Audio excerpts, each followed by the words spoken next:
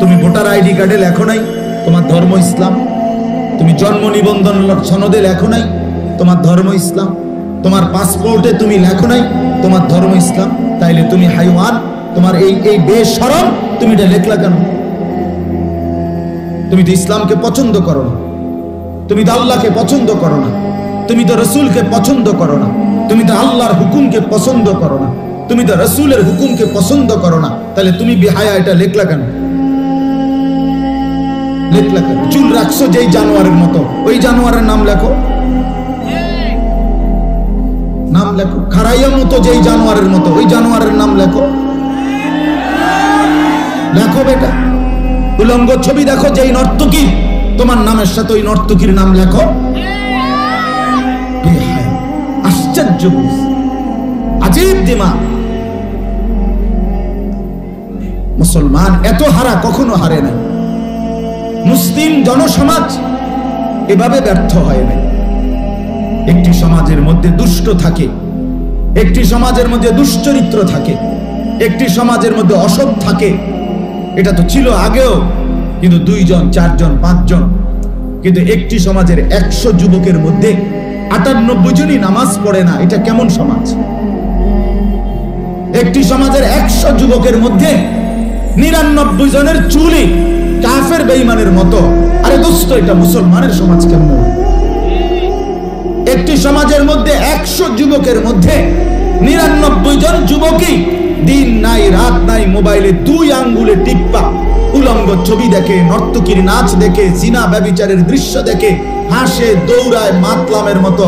কোথায় মা, কোথায় বাবা, কোথায় দাদা, কোথায় বংশ, কোথায় ইজ্জত, কোথায় সম্মান, কোথায় আল্লাহ, কোথায় আখেরাত, কোথায় রসুল, কোথায় কবর, কিচ্ছু জানে না। এ কেমন জানোয়ারের জিন্দেগি বেটা?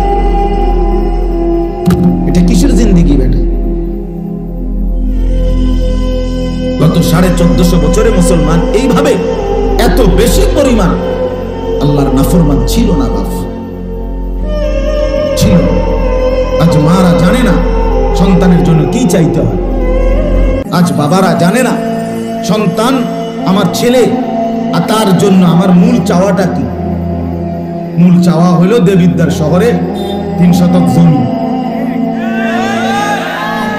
আমার মেয়েটা তার জন্য মূল চাওয়া পয়সাওয়ালা চাইয়া একটা জামাই।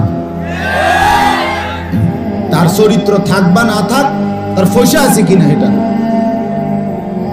এবারে এতে খারাইয়া মতো নইলে উত্তিয়া মতো নইলে চিত্তিয়া মতো, এটা দেখার বিষয়।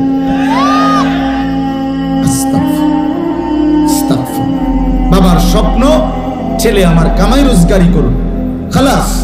এবার চরিত্র থাকুক বা না, নামাজ পড়ুক বা না পড়ুক, নাইলে বাবা জীবিত থাকতে সন্তান 1 ওয়াক্ত নামাজ পড়ে না, সেই বাবা মেনে নেয় কেমন? ওই মা কেমনে মেনে নেয় যার মেয়েটা বেপর্দা? এটা ভাবা যায় কেমন? এটা সম্ভব কিভাবে?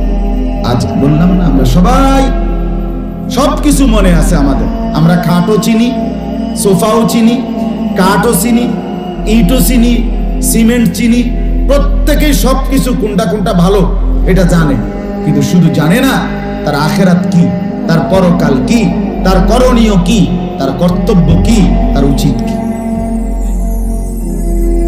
এটা শুধু আমরা জানি না। বন্ধু, এভাবে দুনিয়া টিকবে না, কমপক্ষে আমাদের মুসলিম পরিচয় টিকবে না, আমাদের মুসলমানের ঐতিহ্য থাকবে না, আমাদের ইসলাম নিয়ে বেঁচে থাকা কষ্ট হয়ে যাবে, আমাদের সার্বিক দুনিয়ার নিরাপত্তা হারায় যাবে।